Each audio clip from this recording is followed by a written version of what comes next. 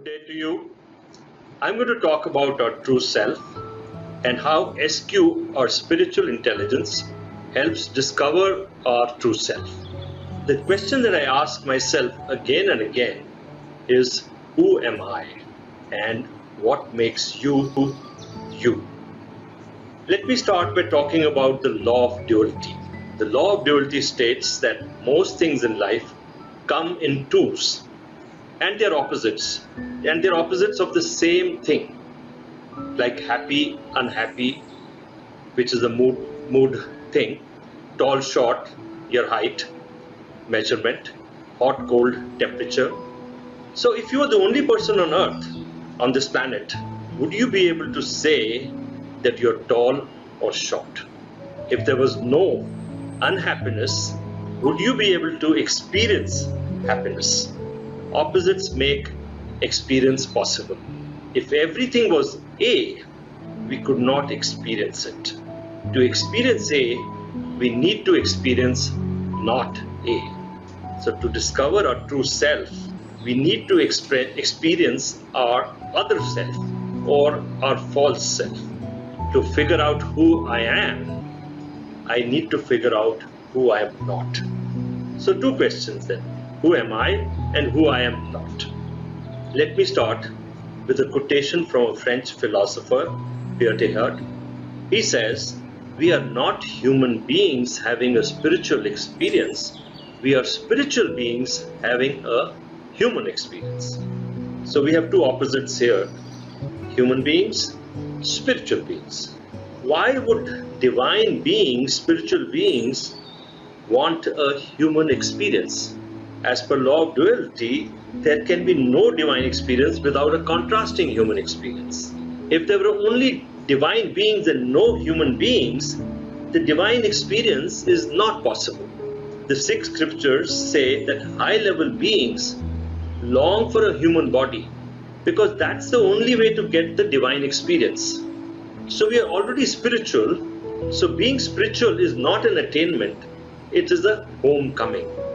Here's a question. What is the opposite of death? Most people will say life. That's not true. It's not life. The opposite of death is birth. Life is eternal and therefore has no opposite. Birth and death are just doors that open from the spiritual world into the physical world and then back again. These are simply transitions from a higher frequency spiritual world to a lower frequency physical world and back. It's just like a scuba diver or an astronaut who needs a special suit to survive underwater or in outer space.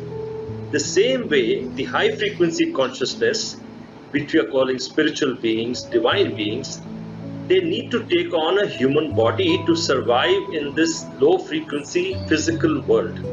So it's just a transition from one world to another. And when they transition into a physical world, they want to experience the human life. We want to experience the human life and get a human experience. But what happens is that the human experience that we want to experience becomes a human identity, or what we call our ego. We start believing that we are just a resume with masks of roles we play, our accomplishments, our possessions, our thoughts, beliefs, our self-image. We come into this world with an innate divine wisdom. Our nature is infinite and spiritual. We are born with that, but soon we forget how magnificent we are, and we get lost in our ego identity, a different story we tell ourselves of who we are. We actually forget our true self. So we have the two selves. The ego self, which is our created identity, our ego.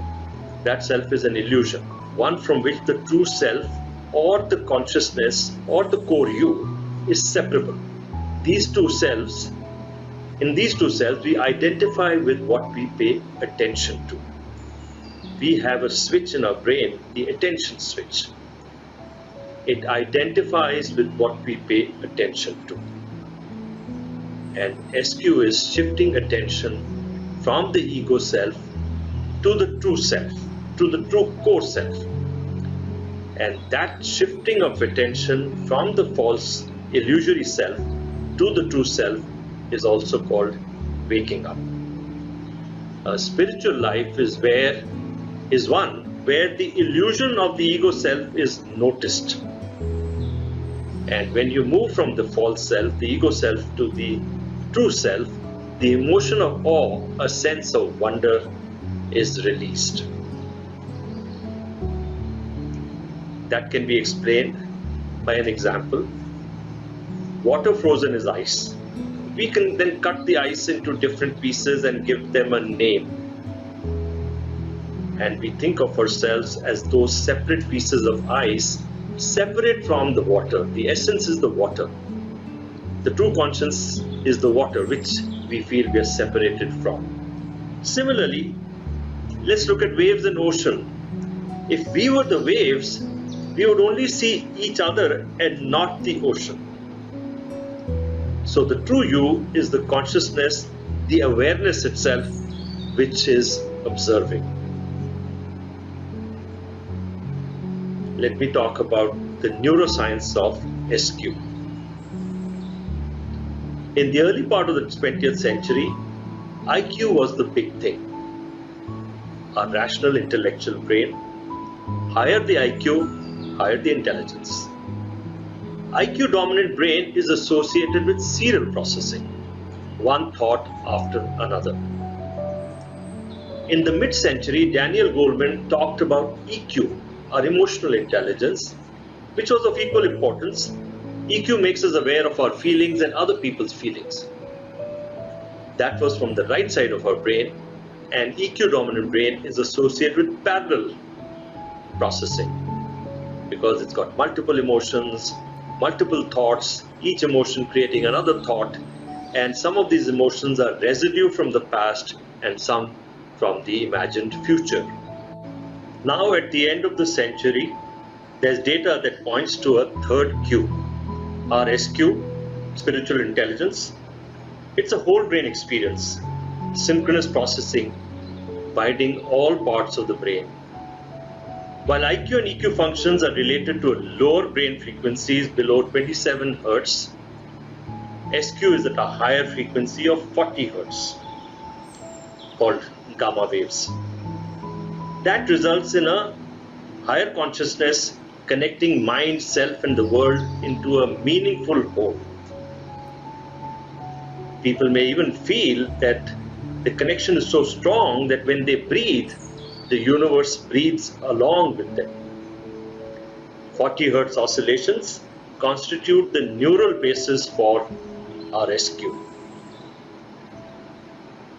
A question which has been asked by Western philosophers and Western scientists for many years concerns body-mind dualism.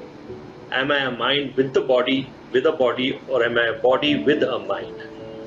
Both these questions are not correct. I am the consciousness in which mind and body appear. That consciousness is my true self.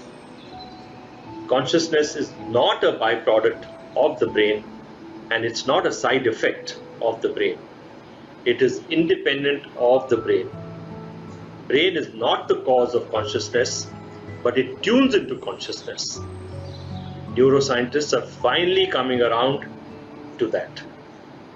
Dr. Peter Fenwick, a renowned neuropsychiatrist, says that consciousness actually exists independently and outside of the brain as an inherent property of the universe, like gravity or light.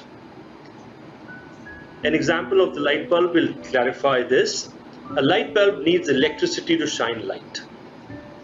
Electricity flows into the bulb, but when there is no bulb, electricity will not flow into it, or when the bulb is defective, electricity won't flow into it, but electricity still exists outside the bulb. So consciousness is like electricity and the brain is like the bulb. And the same electricity flows through different devices. Another important property of SQ is it's about connecting.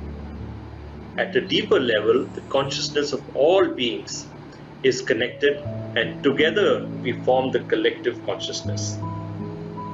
The separation between us is just an illusion, and each individual consciousness is equal, no matter how unequal our human or physical lives may seem to be. And that connection with everybody else is the reason why we feel good when we support and help others. Now let me talk about SQ in practice. The Buddhists say that at any time we suffer misfortune, two arrows fly our way. In life, it's true that pain is inevitable. All of us will experience pain, physical pain, emotional pain, losses, rejections, defeats, shame, and they will hurt. There's no getting around it. The first arrow is the actual event, probably a bad event, which can cause pain. The second arrow is the suffering. That second arrow is optional. That represents our response, our reaction to the event. And a destiny is created, or future events by that second arrow, how we respond to the first one. We can respond from the ego self or from your SQ.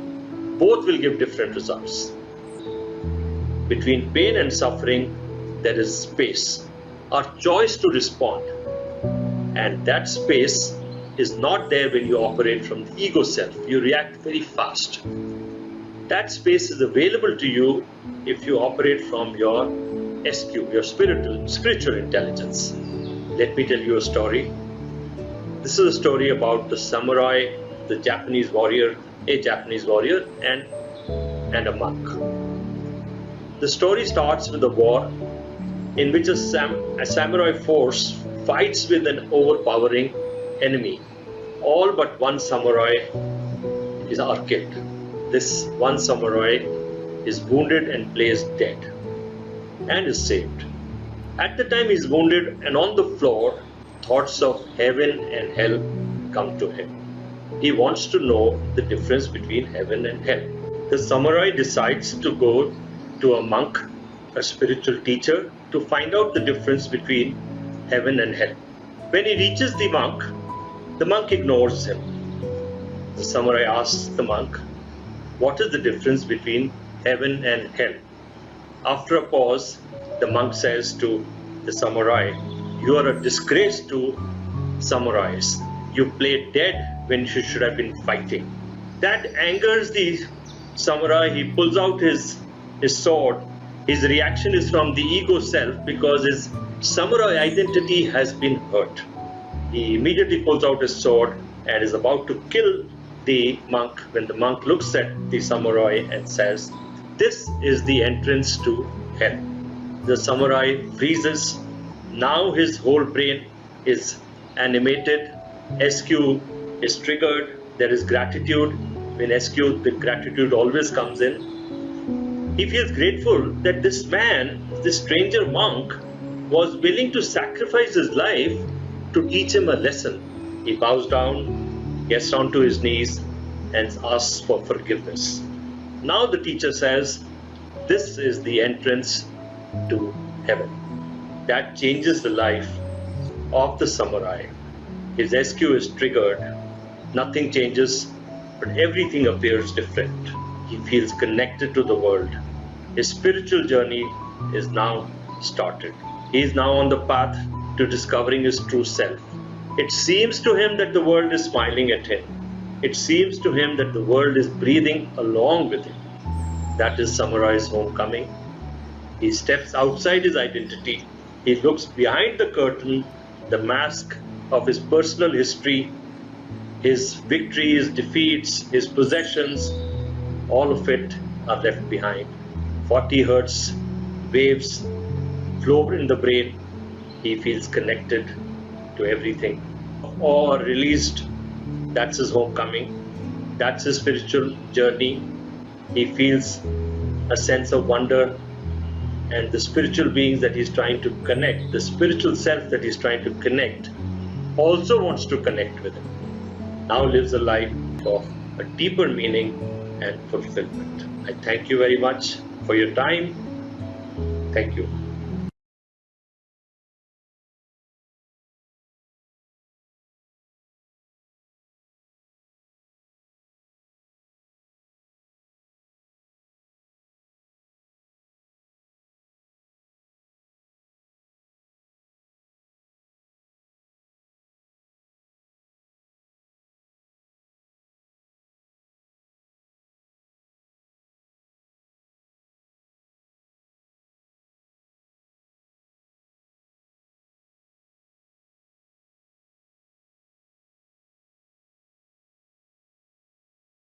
Was raised in the 80s, bricks in the place. These days were a madness, nights were just crazy. Looking back, grateful for the man that it made me. All about the future, but I reminisce daily. Looking on the wall means something to me. Hanging on the wood makes me feel better. Wish I could go back.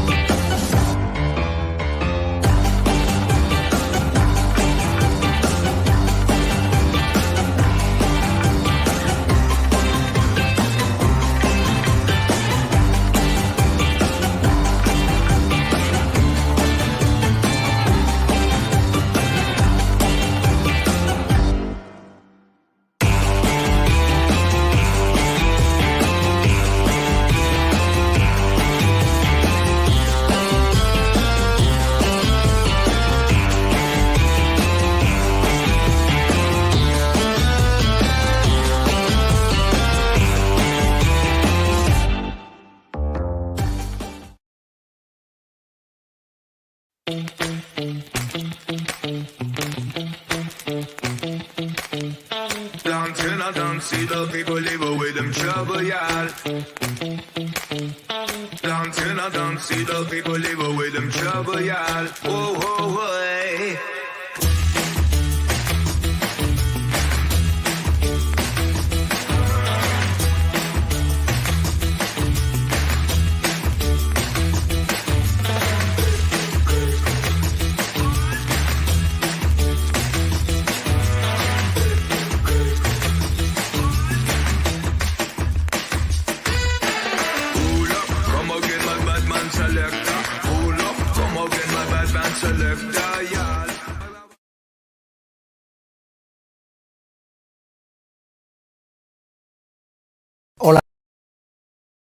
Hola, soy Luis Gallardo, el fundador de Worldhappiness Fest, y quiero invitarte a la Semana Mundial de la Felicidad, del 18 al 23 de marzo. Va a ser impresionante. 150 expertos de más de 45 países, anfitriones de Agora, compartiendo qué va a ser el futuro de la felicidad. Porque como sabes, desde el Fest y desde World Happiness Foundation lo que queremos es crear un mundo con más libertad, con más conciencia y más felicidad. Y para eso te necesitamos. Hemos preparado una semana impresionante. Empezamos el 18 focalizándonos en felicidad en el trabajo. Pasamos a salud mental y física. Continuamos el día 20, que es el Día Internacional de la Felicidad, con educación. Continuamos con el planeta y el impacto social que cada uno de nosotros puede tener a pequeña escala o a gran escala. Y seguimos con las tecnologías de la transformación, esas tecnologías que nos están ayudando hoy a conectarnos y a poder conseguir cosas que antes eran impensables. Y terminamos el día 23 con felicidad gestionada desde las políticas públicas y el gobierno. Así que, como ves, una semana completa, llena de actividades en la que vamos realmente a crear el futuro de la felicidad. Pero para eso te necesitamos. Así que únete, worldhappiness.foundation, y te esperamos del 18 al 23 de marzo.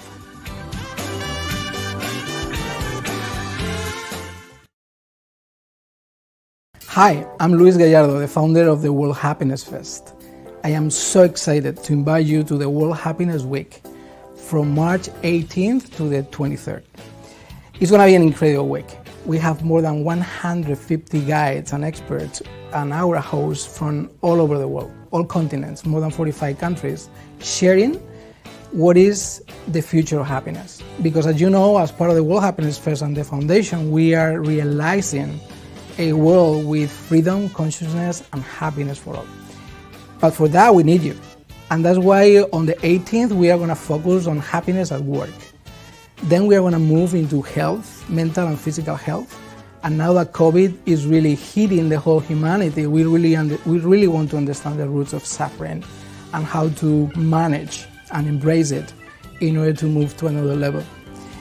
On the 20th, which is International Day of Happiness, we are going to focus on education, what systems are working right now, and how we can really create the conditions at school and in the education system that can help our kids to flourish.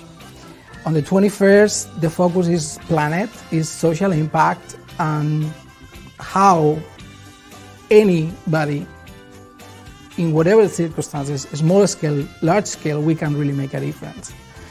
Then we are going to be talking about technology on the 22nd of March, because right now in this time of the fourth industrial revolution or information revolution, we really have more connectivity than ever before. So how do we deal with that? What are the new technologies that are going to help us move to the next level? And then on March 23rd, the focus is on governance and policy making. How mayors, states and nations can really create policies and the conditions for all of us to flourish and to have a happy life. So, but for all of this, we need you. So you are more than invited. Please join us March 18th to the 23rd, World Happiness Fest, and you can join us at worldhappiness.foundation. We count on you.